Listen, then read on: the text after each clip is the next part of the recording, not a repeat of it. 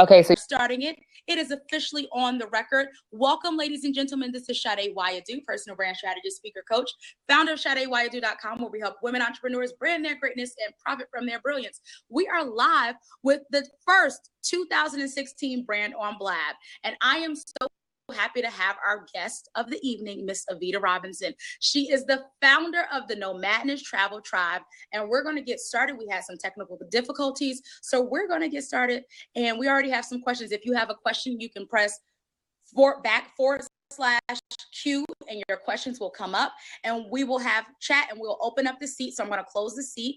We'll open up that seat shortly. Make sure you're inviting your followers. You can tweet this out and also tweet the link out on Facebook to let people know that we're having this chat. We're going to chat, and then we'll open up the seat to questions. So if you have a question for the awesome, the fabulous Miss Evita Robinson, please let us know, and we'll definitely get to your questions. Thank you so much. And Evita, tell us a little bit more about you. Tell us, why were you so interested in traveling? It's funny because it wasn't something that I really did a lot through my childhood. My stepfather's family was from Jamaica, so we used to do just like the family trips to Jamaica. And my biological father's family was all like down south in North Carolina. So we used to do like the summer family road trips from New York City and Long Island all the way down to the South just as a child. But it wasn't really something that I got into until I graduated college, really. I went to Paris my last semester, and I was staying with one of my best friends from high school. And I just kind of fell in love with this world that was outside of New York and, you know, even the places that I had gone to. And I was graduating college maybe like 3 or 4 months after I took my first trip there. And I ended up just applying for a filmmaking workshop with the New York Film Academy. And instead of doing it in New York, I actually did it in Paris, France, and lived with my friend the better part of that summer right after graduating from college. And I think Paris, like doing my art, I'm a creative first. My background is in arts. I was doing television production before this. That was my major in college. My minor was fine art. So it's like I'm definitely a creative at the helm of this thing, and, you know, got into business. But that's really where everything started. Awesome. So now it says audio only. So you guys, can you see me? I can see you. Okay, awesome. I said it was a bad connection. I'm making sure that you guys can see me. Awesome. Thank you so much. So this travel, I didn't realize that your love of travel started after college. Yeah, it was really like the first time that I was responsible for only myself. So if I was going to take that jump, it was going to be during that moment in time. I didn't really grow up in an affluent family home where I could, you know, study abroad and, you know, travel at whim. All of those things kind of came once it was really just me, and that was the only person I had to worry about. So France was your first place that you went to? As an adult, Jamaica was the first place that I went to internationally, just, you know, being younger and with my family. But Paris, France was the first place that I lived as an expat and also traveled to as an adult after college. Awesome.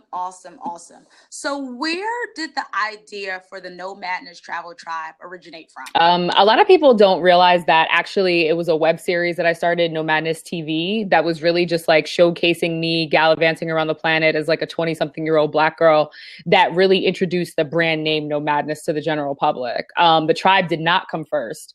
I was actually living in Japan for a year, in Niigata, Japan, teaching English and bartending, had traveled to a couple places, got cast on a travel web series on YouTube called Jet Set Zero.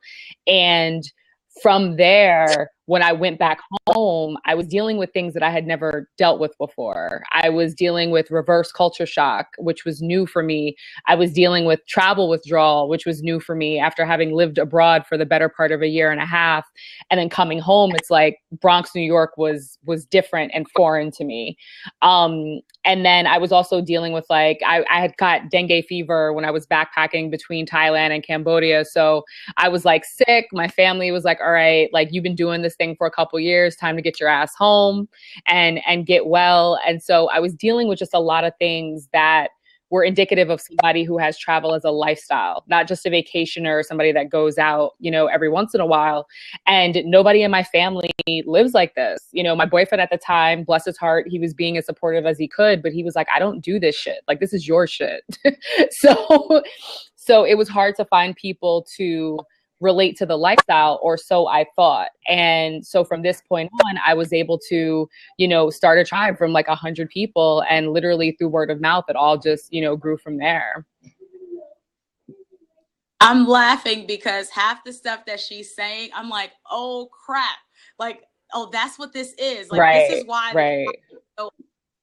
Because living overseas, when I lived in Kazakhstan, I didn't have anybody. I was the only Black girl at my school, the only Black girl in miles away. No one was there. And I stumbled upon an article about the Nomadness Travel Tribe. And I was like, this may be the place for me. And since then, I've gotten like 24 passport stamps since being in the Nomadness Travel Tribe, because at this point, the tribe has been everywhere around the world. Yeah. Every single word you can think about, place, street, location, zip code, there's someone in the tribe that has been there or knows someone that is currently there. Right. So it definitely very supportive for me in a time where I was feeling like the Lone Ranger. And it was so funny, one time in the tribe, you posted a picture of you talked about dengue fever. And I was like, okay, that's what I have. Is that what you had, actually? You got it in Bali. Mm-hmm. Yeah, I hate mosquitoes. I just don't understand their reason for being at all. I said, and after that, you told me what I needed to do not to get it again. And when I went to Ghana, I got my life right. And what's that stuff called? I forgot what it's called, but it's sold at Walmart. It's like the heavy duty stuff. So my life was right after that. It was probably permethrin. Yeah. Yeah, when it comes to mosquitoes, I tell everybody to get permethrin and spray it on their clothes. Heavy duty stuff. Yeah, permethrin. DEET is Halona Black. Hey, you're onto something. Definitely DEET, even though it's so not good for you. But definitely mosquito repellent with DEET in it. But permethrin is actually another level of it, where you actually spray it on your clothes and you let it dry for 2 hours.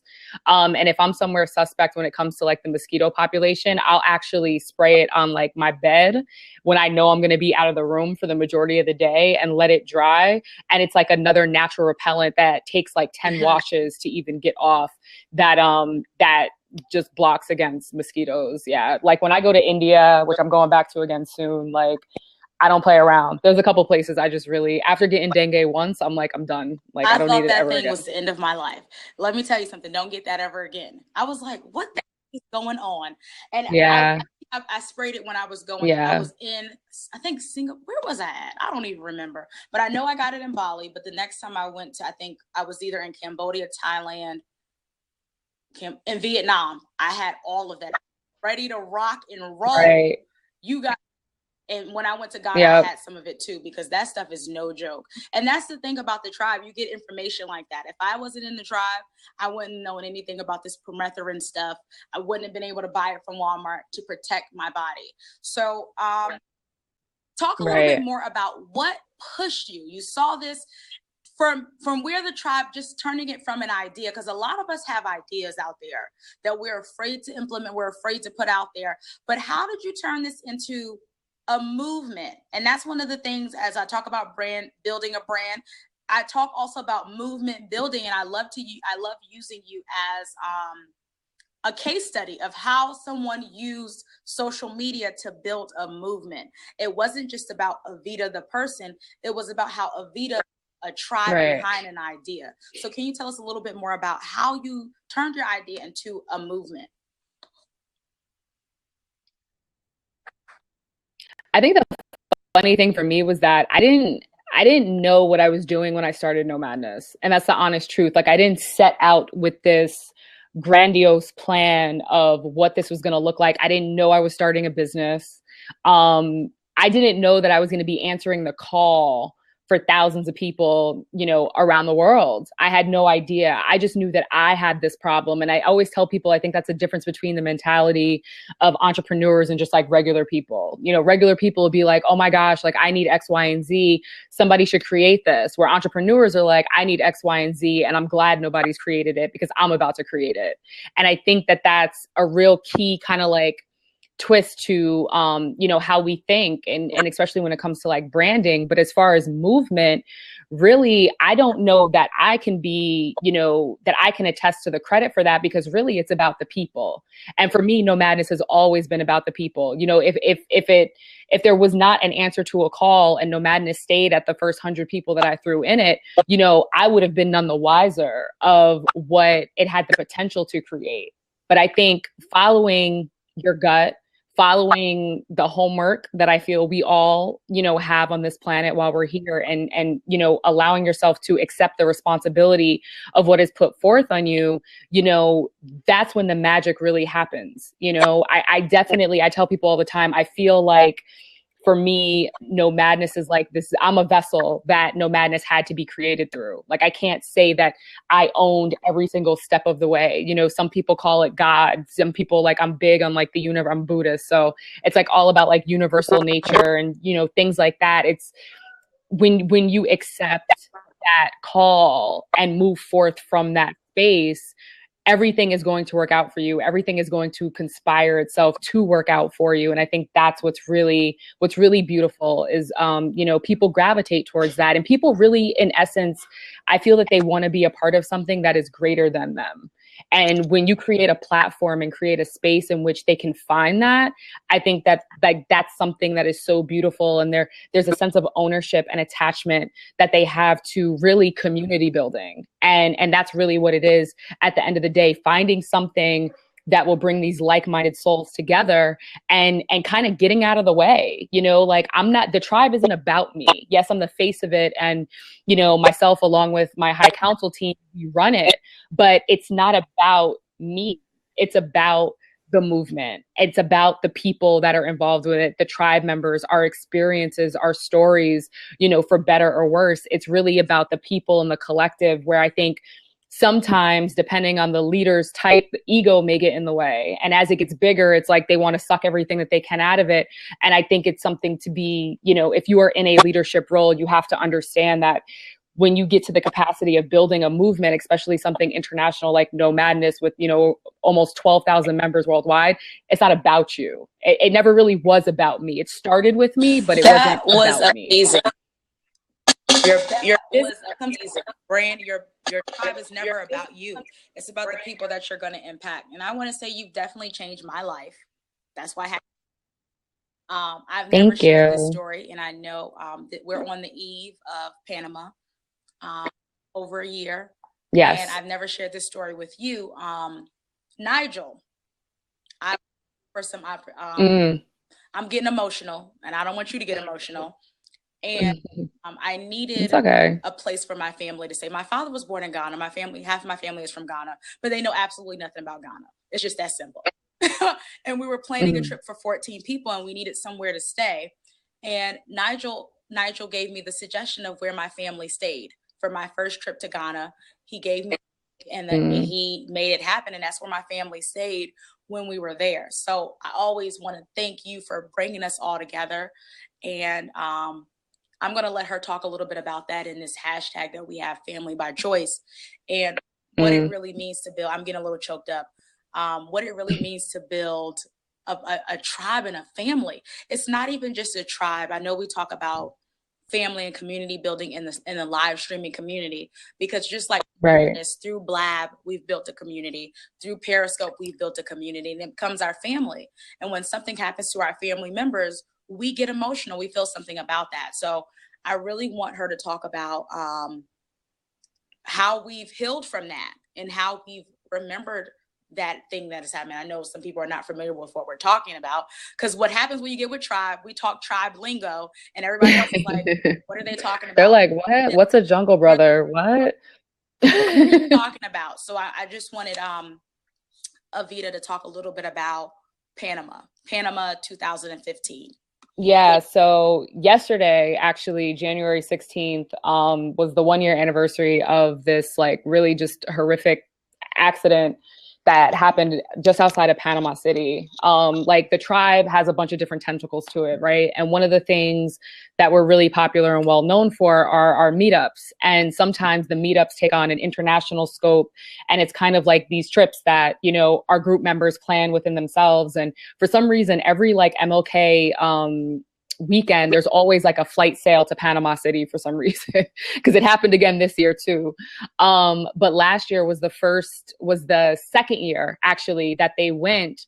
And there was a group of 13 people, 12 of them were tribe members and our tribe members. And they went on a day trip, you know, kind of like out into like this hilly part of Panama City. And on their way home, they got into a really bad van accident. And the van actually went over a cliff. And there were 13 people in the van. Like I said, 12 of which were members of mine, and two of my members died. Nigel, who was my big brother. I was actually looking at the letter that his mother sent to me after his funeral yesterday. And Neka Fritz, who's based out of Brooklyn, who was just like a phenomenal heart. Like her father, Gary, is just so dope. And, you know, we've inherited this man is like everybody's father. You know what I'm saying? Like we're all his children now, and he knows that and he embraces that. And Diana, one of my members, was in a coma for the better part of about 5 months.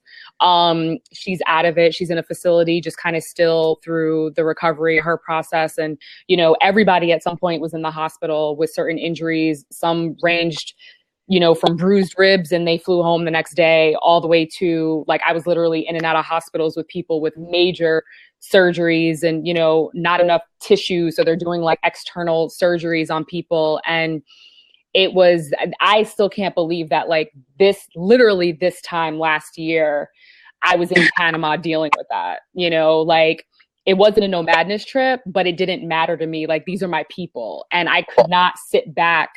I was notified while they were still on the scene waiting for help that the accident happened. Like that's how close I am to them. When they were like dealing with, you know, the Panama version of 911, somebody found a phone and was like sending me messages like, yo, Evie, we're in an accident. Like we're fucked up. We need help. And I'm like, what is going on?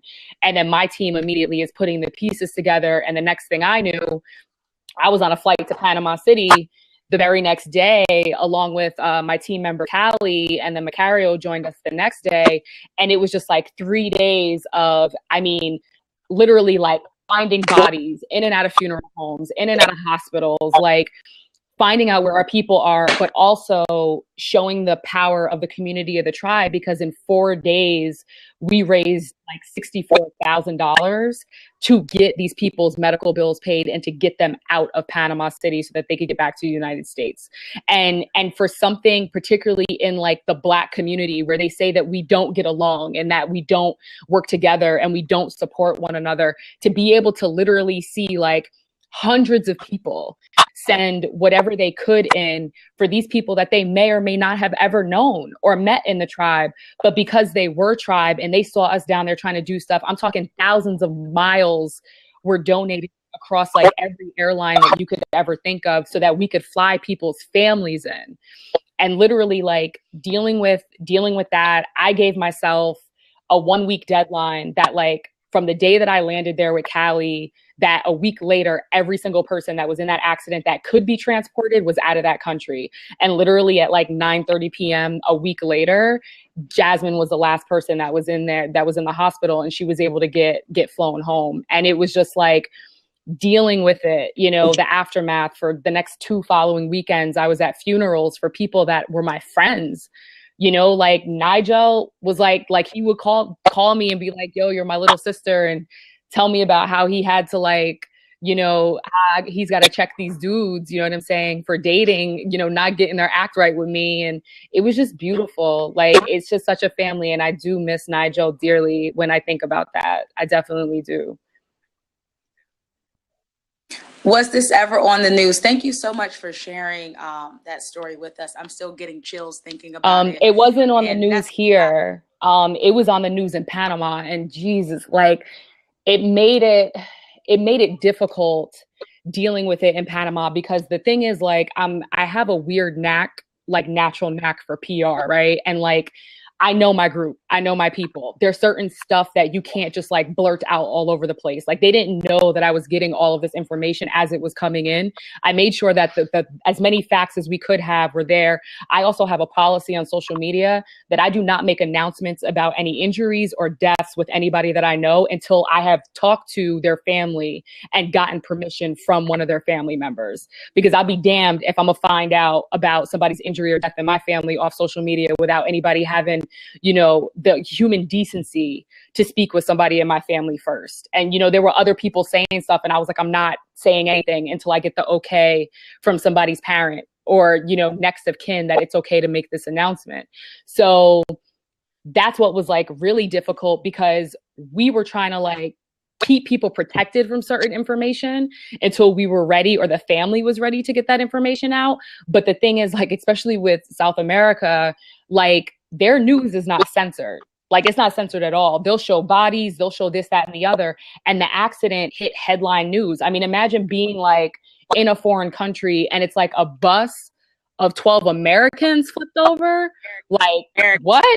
You know what I'm saying? So literally, like, it was plastered all over the news in Panama, and they're showing graphic images, and blogs are starting to come out the same night with like pictures of my people, like people I know being airlifted, you know, out of this van and sent to like scattered around to all these hospitals. And so it was definitely frontline news, to the point where when we went to the hospitals, they already knew who we were. Like, they knew that we were like the Americans that were there to try to find and figure out what had happened to the rest of our people. I just want to commend her for her leadership, because she handled that Thank like you. a boss. Families, getting the bodies out of the countries, talking to the embassy. I mean, I know she was depleted, and I'm so glad that there were people there to make sure that she was okay. We were praying for her and her. I know there was a lot on Evita, because I remember it was the beginning of the year. There were so many great things coming out about the tribe. I think that was that. It was the Daily Beast article hit, and shouts out to Sharice Ferguson, who wrote the Daily Beast article, because literally when I was at the airport getting ready to get on the plane, she told me that her editor okayed for them to put our PayPal, like our donation link, on the website as like an editor's note to the Daily Beast article, because the Daily Beast article flew. It was like 20,000-30,000 shares. Like, so they were like, the editor found out about it. She told them, and they were like, look, we're putting an editor's note to help get some more donations into you guys. And like, I will always love and have nothing but gratitude for the Daily Beast for that move, because we damn sure needed it. Like, we damn sure needed it at that moment. It was, and the tribe is strong, and the tribe has overcome, but we won't forget. Right. And when things happen, I know it's made Evita a better leader. And now we know what to do if something happens in another country, how we need to mobilize. It's made us stronger. It's brought us together, and it's made us more appreciative of our love of travel, because sometimes things do happen, and now there is like a way to go about it. So I'm just going to commend her, give her some more props. They're not hearts like on Periscope. These are Thank props. you. They used to be called fields when they first came out, but then we thought that was a little strange. So now they're props. So on a lighter note, I know some people are asking questions, so I want to get into some of your questions. I'm just going to open up to get some of these questions. Mira Green says, what advice do you have for a newbie looking to start a nomad travel lifestyle? I think you need to really look at how it already works into your lifestyle, because there's a couple levels to that. Like, are you somebody that just wants travel to be more implemented into what you already have set up? Or are you actually looking at becoming a location independent type of, you know, worker, and just, you know, type of person where you can pack up and you don't have to actually be anywhere for a job? So I think first things first, you really need to differentiate what you want. Is it something where, you know, you're in a certain position at your job, and maybe instead of asking for a raise, you can ask to work from home a couple days a week? That way you have the freedom now on, you know, multiple long weekends to be able to travel around the world, and people be none the wiser, and you still get your work done. I have a lot of people in the tribe that kind of live and have maneuvered that way. But definitely, okay, you said as a location independent, as an entrepreneur, I think that's really based on your field. finding a way to create your business. That's really going to be the long and short about it. Maybe freelancing in whatever avenue you're in, but really making sure that you have something that people want. I always tell people when it comes to entrepreneurship and you know that you're on something, have something that people, to test it out, you got to have somebody buy it and then buy it again. And if they keep buying it and you don't know and you don't recognize the names of the people that are buying it, you know that you're onto something that is resonating on some level with people. And that's when you kind of like, I call it my spidey sense. That's when my spidey sense goes off and I know that I'm onto something, you know, that I could potentially turn into a business. And the digital age and internet age, I mean, that's the way to go. If you can do something that's based around the internet and you don't have to be any specific place, like that's how there's so many digital, what they call like digital nomads now. But really they're just location independent travelers. You know, doing anything that's based around the internet is definitely something that would work. Yes, it's definitely possible. As long as you can find some internet and a laptop and a phone, you can have a business. I started my when I was still in Kazakhstan and I was talking to people via Skype.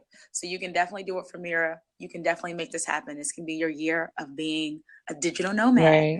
Awesome. Alex Dale, he says, can you share any travel hacks? Now, I don't know what travel hacks he wants us to share, but do you have your favorite travel hack? I don't know necessarily. I'm a big carry-on person. So if you don't know, Mr. Carry-On is Khalif Hayes, who's in the tribe. He's like known for carry-on. He did a whole session on it at our NMDN alternative travel conference that we had in September of last year, and which we're bringing back, actually. You guys can check it out at NMDN. I'm going to put this on here right now. Tickets are going to be opening up again within the next couple of weeks for 2016. But Khalif is like awesome with that. So packing cubes is something that I definitely do. I'm also a big, when it comes to right now, it feels like there's flight glitches every single day. The best websites that I go to, I'm writing them right now. Theflightdeal.com is a good one. Skyscanner is a good one. What I like about Skyscanner is that you can put in, say you have certain dates, but you don't know where to go. You can put in your dates. You can put in the airport that you're actually leaving from.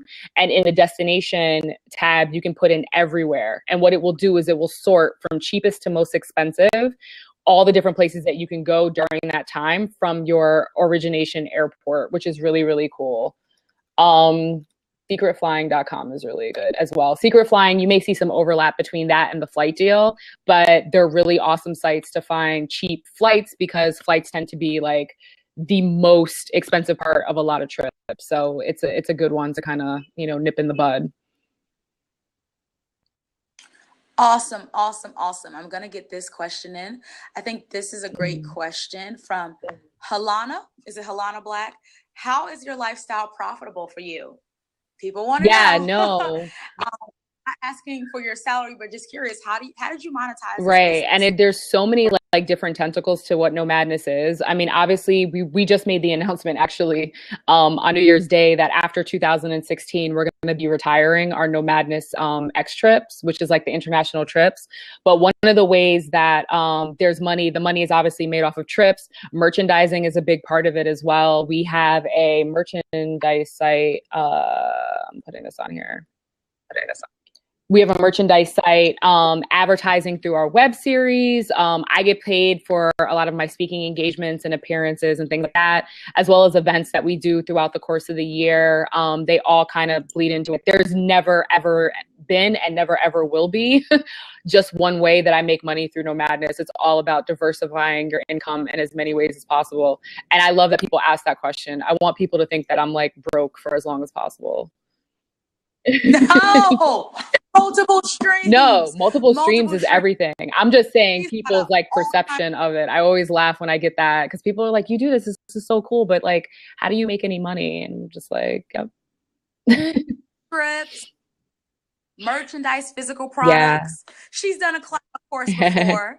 Yeah, there's a lot. I mean, we have like for online courses, and it's funny because I'm working on another one about branding right now, but the online courses that we have, because I'm known for two things, right? I'm really known for obviously the Nomadness Travel Tribe and the travel stuff, but also for crowdfunding.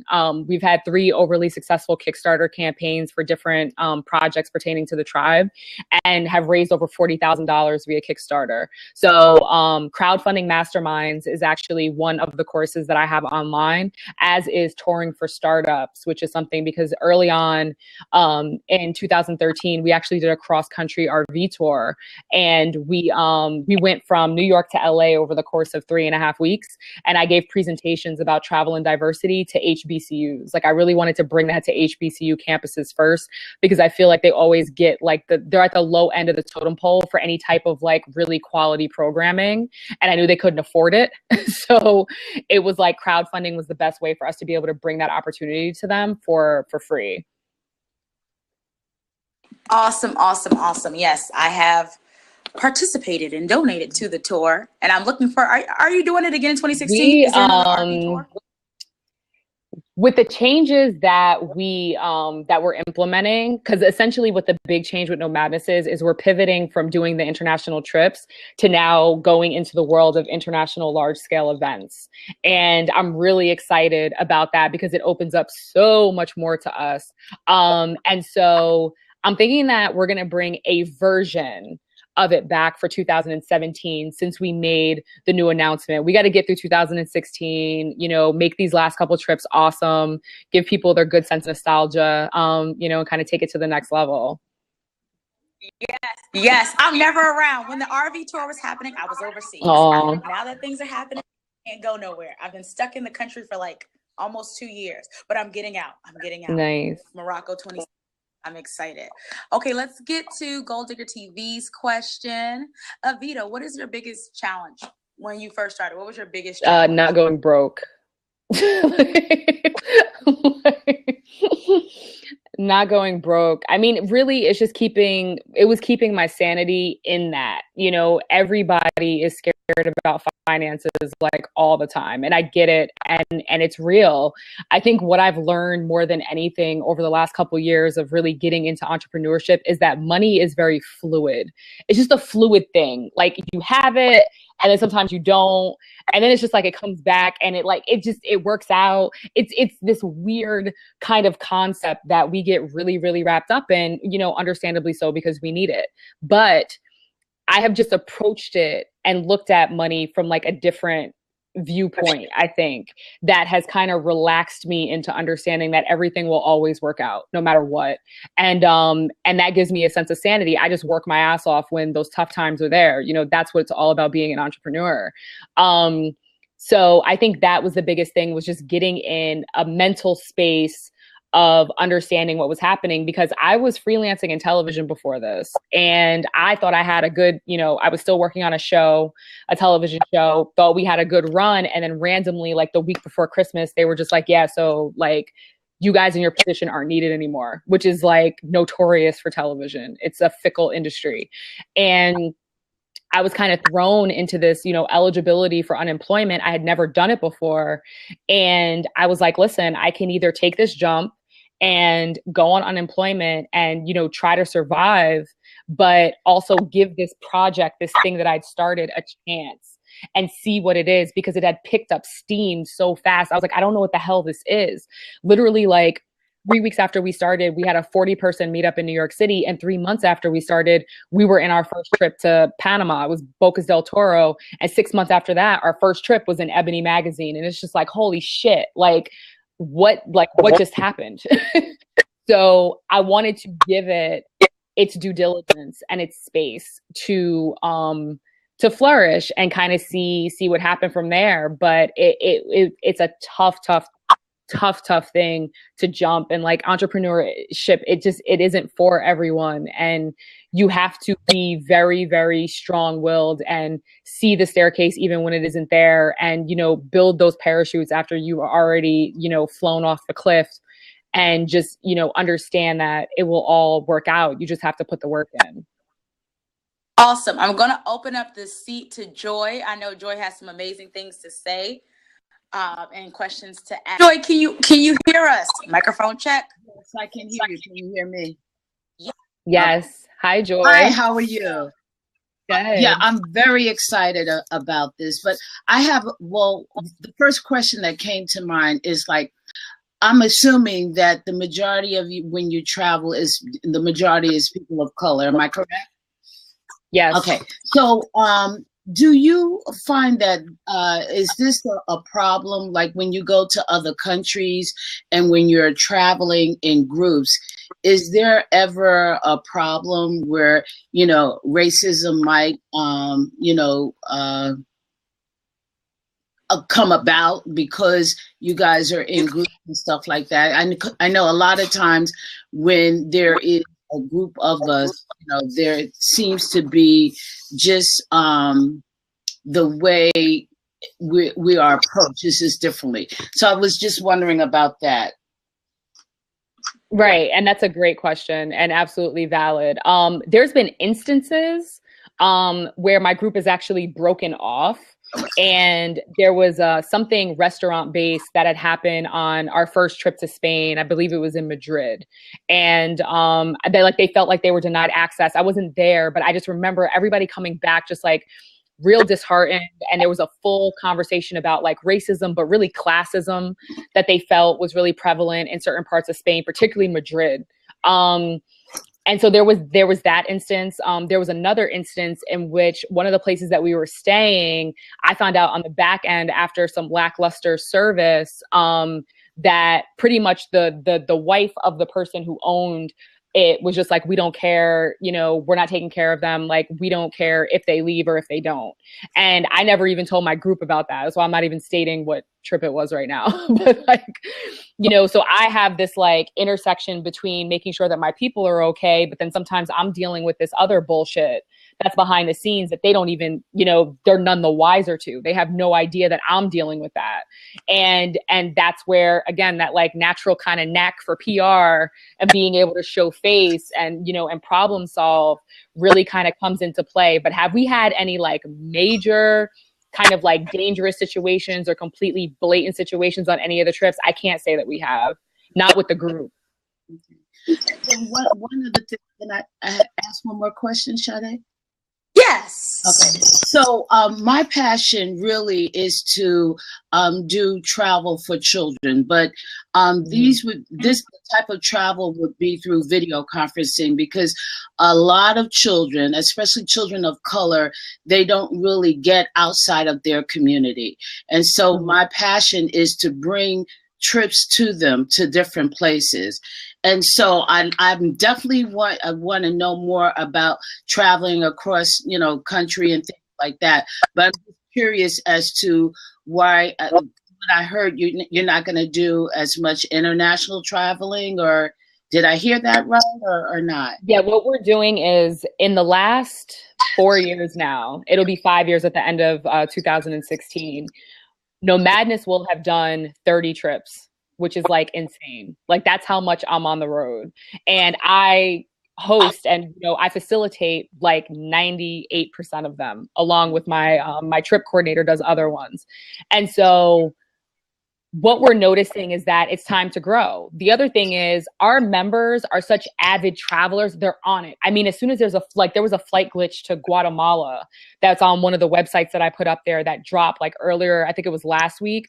Now there's like 150 of them going to Guatemala for like Memorial Day weekend or something. It's like they are so like that whole notion of friends not wanting to travel with them anymore. Like they're like, to hell with my friends, because I have a whole tribe that will jump on this immediately and I don't have to worry about anything and I'm not waiting for anyone. With the whole dynamic of Nomadness being like that, we also have to be cognizant of the growth that we've had within the group. They don't necessarily need anybody organizing trips for them anymore. Okay. They are doing this on their own, and it's time to really let them fly. I think now from the business and brand standpoint, it's all about innovation. Like I always want Nomadness to be what's next in urban travel, because we were the first people doing it, but now we're not the only people doing it. And so you constantly have to innovate in your own space. And as soon as it starts to feel like you need elbow room, it's like, now it's time to bump up what's the next thing. And Nomadness is known for doing amazing, creative, large-scale events. Our anniversary party every year in New York during Tribe Weekend, hundreds of my members fly in from all around the world, and we celebrate. We have an awards ceremony. This past year, we did our travel conference, and we sold out of our first travel conference in New York City. It's just like we're known for really innovative experiences within this, and it's time to kick it up a notch because honestly, anybody can put a damn group trip together. Anybody. And I want my creative field back. There's but so much I can do hosting a trip. You know, it's like, yes, you can kind of funk it out, but people are still on a trip in a certain area. They still want some of that tourist experience, and you're confined a bit. And I don't like feeling confined. I want to be able to do my own thing. And this also gave me my creativity and my freedom back. And it's the next step for us on like a number of fronts. Thanks a lot. No problem. Awesome. Thank you so much, Joy. Now we have the awesome, the fantabulous Premier Green. What's your from Miss Premier? Hey, everybody. I hope you can hear me. I was watching the game, but then this conversation got good, and I was like, hold up. But me and Sade have had this conversation because I've been telling her that I've been really leaning towards the not having any, I always say I don't want to have an address. And right. So, but one of the things I wanted to talk about, because a lot of people that I have recently in circles with that have the nomadic lifestyle are men. And I know that what they face is a lot different than women, you know, having the lifestyle. And so a lot of times they can't answer my questions from a woman's perspective. And so I wanted to ask you about being a woman, especially a single woman, traveling alone, or if you've ever, you know, I'm sure you've traveled on your own. What type of things do you kind of have to make sure that you have in place when you are going to be traveling alone and you're not traveling in a big group, you know, with other people, to really be able to have this, you know, travel lifestyle? Right. This is actually interesting on two fronts. One, because Nomadness's demographic is 80% female, and we're also 80% African American. So when you think of it, it's really the women that are out there doing this. And we have battled and kind of had these, like, you know, the family like disputes in the group as to, well, why is it? Where are the brothers at? Like, do y'all only travel in groups with your boys? Are you only motivated by the women that are in an area? Like, literally, they've gone back and forth, and it's come up like, you know, like once every 6 months, 7 months, I think that question kind of pops up to the top. And there is no real concrete and sole answer. But it's also interesting because for me, the first group trip that I was ever a part of, I ran. It was the first Nomadness trip. I hated traveling in groups. Like, I was like, I am doing my own thing. I'm independent. I don't need this. You know, I'm like personalities and stuff like that. And, you know, so the first one I facilitated was the first one that I had ever went on. And I told myself, I was like, I don't know if this is going to work. I said, this may go amazingly well, or this entire trip may fall down into the depths of hell. And I'm gonna have to just sit back and ride out whatever happens. And it ended up being an amazing trip. And thus, that's when the trip, you know, umbrella of Nomadness started. But I think as a female, you just have to be smart and understand that you are still a female wherever you are. I would definitely get some type of research in, or even better, especially with the tribe, try to talk to somebody that lives in that place first to get an idea of what the actual climate is there. Don't just listen to fear mongers or the shit that's on the news. Like, you never know, you know. Right. I love my mother, but she kind of falls into that category. I could literally be standing on the corner of exactly where they're talking about on the news and everything's fine. And she'd be like, there's bombs going off. I know it. You know what I'm saying? So it's like, try to stay away from people that are into the idea of fear mongering. That's a big thing. But doing your own personal research and get as one-to-one and on the ground as humanly possible, and pull from those networks, push for those networks. I think another part of it is, and this is just something universally for everybody, you need to walk around like you know where you're going. And where technology helps with this is now you can pre-download maps of different areas, or, you know, things where it looks like you're just Facebooking or texting on your phone, where you're actually lost as hell and you're trying to figure out like where to go. I think it's also respectful and comes in handy for you to, you know, figure out a couple salutations in the local language to kind of get you by and pinpoint.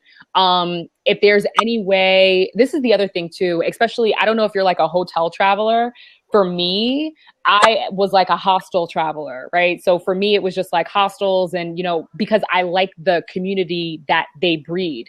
You know, even on Nomadness trips, it's very rare that we would ever stay in a hotel. We stay in like tripped out houses that would like fit everybody. We go grocery shopping and cook together while we're on the trips, like family. We have family dinners. Like, it's much more intimate.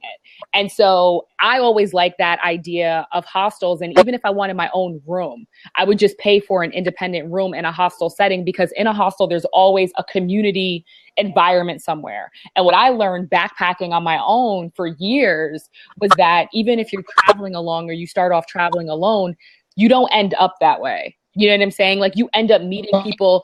I would meet people in pockets where it's just like, yo, this is my like Cambodia, Siem Reap homegirl right here. We got drunk on Pub Street, did a fish spa, and we never talked again.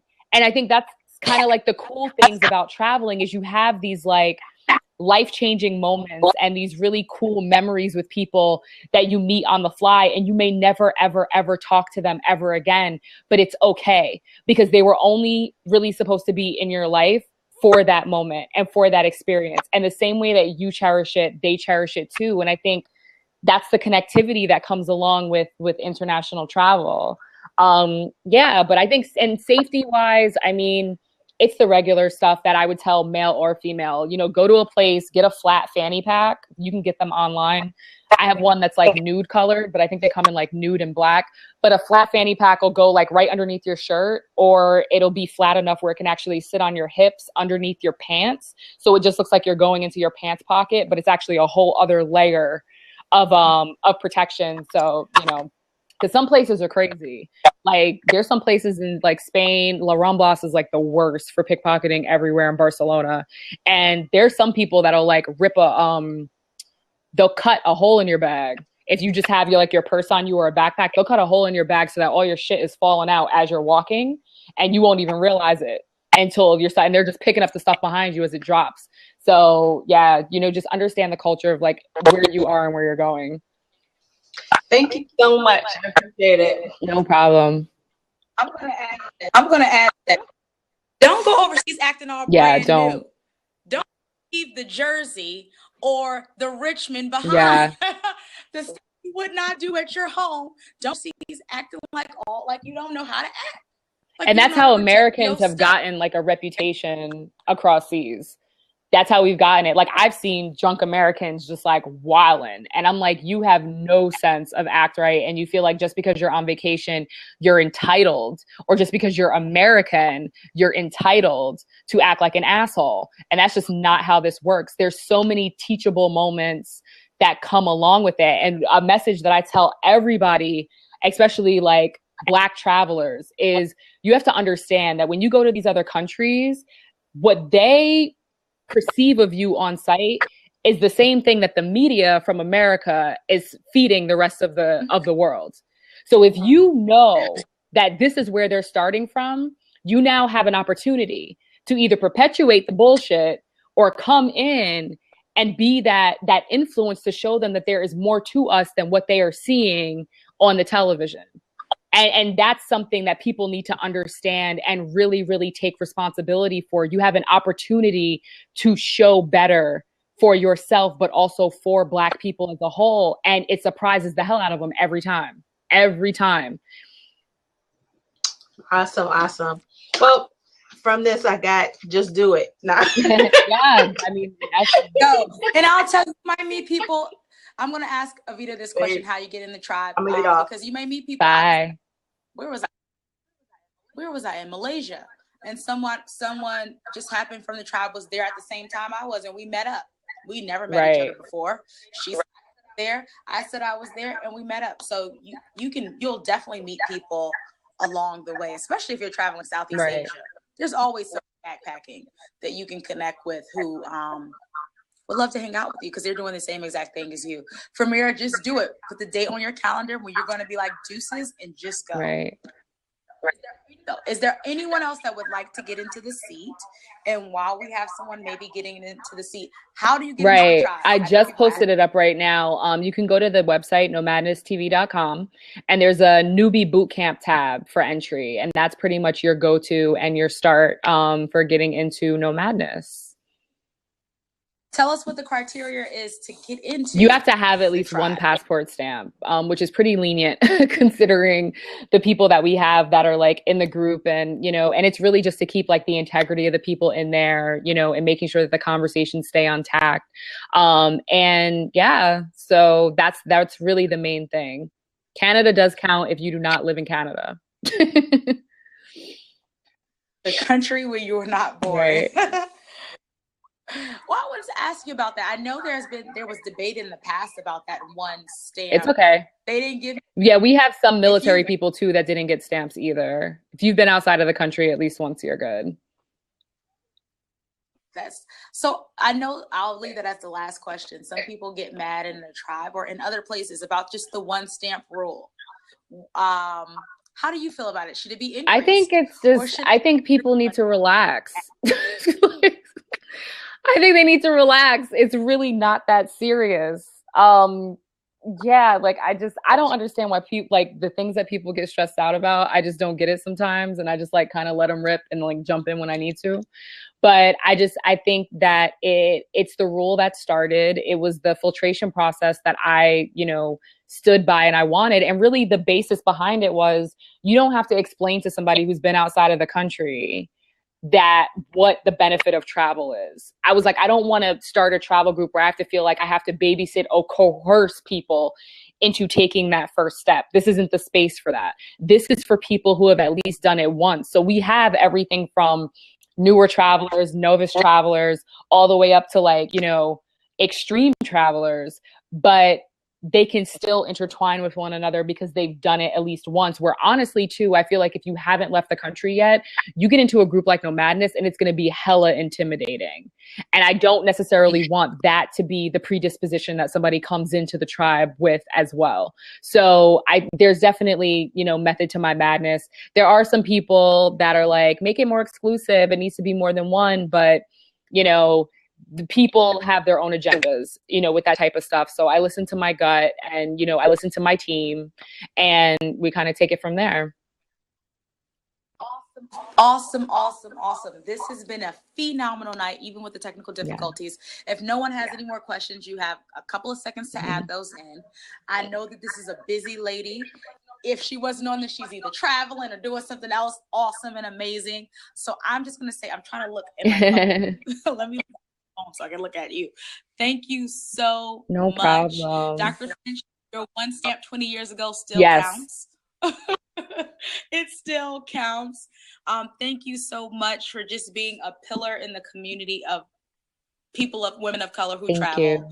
Thank you so much for just starting your group and giving me the push because I was scared to travel by myself. And when I decided to go overseas, I didn't have this group. And then while I was there, I found it. So I just want to thank you for being that person who decided to answer your calling and be great. I heard there was a waiting list. Okay. Yeah. The waiting list. Yeah, but we've streamlined that. To be honest with you, the wait list started around the Panama accident because that was when we switched everything. And I literally went on like an hour tweet where I literally let people bounce all types of questions at me. It was a live tweet and I explained to them what happened and why there was such a delay. That is definitely, it's not necessarily a wait list, but it does take some time. It'll probably take you like a week or two to get in after you do the newbie boot camp, but it's not like the list like this time last year. Definitely you can get in. This is special because I don't tell everybody about the tribe because it's special to us. Most of us don't want to share it with other people we know. Right. Very special place, a sacred place for us so that we can talk about our love for travel. Thank you so much, Evita. If no one else has any more questions, please watch the replay. It will be available. You have any questions for Evita? How can they contact you after this Blab? How can people contact and Yeah, stay connected? my social media, I'm going to put my social media handle. This is my personal one. And you can always follow us and see what we're up to at Nomadness Tribe. Trust and believe there's always something going on with the tribe. There's always a trip. There's always something, event, Right. something. So stay connected and stay posted. And if you are a traveler, if you at least have one stamp, I encourage you to join it. It's a great group. There's always something going on. Thank you No so problem. much. One of 2016. I'm going to take some time off before we do that episode 2. It'll come back in February sometime. I just want to say thank you for everyone who's watched. We had 65 people in here. Now everybody's dropping out slowly. Thank you so much. Evita, again, thank you so much. Anyway, are there any tribe members that are in here? Hashtag tribe. I want to show you some love too. Yeah. If you're in the tribe, just let us know. You can hashtag tribe so we know that you're in here, so we can say thank you for watching us. Until awesome. We have some tribe that are in here. Nice. Tribe is everywhere. So thank you so much for everyone. Thank you for being on. Thank you for working with me on this last minute as I've come off the high of the Periscope Summit. I look forward to seeing whatever Nomadness is going to be doing in 2016. Know that I am a supporter, not just a supporter that just says they're a supporter, but a supporter that actually puts my money where my mouth is. Thank you. I appreciate it. Thanks for having me. Thank you for being on, and I look forward to seeing all the awesomeness that you have coming forth in 2016. Awesome. Likewise. Have a great night, ladies and Happy gents. New Year's, you guys. Connect with Evita off of Periscope and off of Blab. Have a great night, and I'll see you guys on the next episode of Brand on Blab.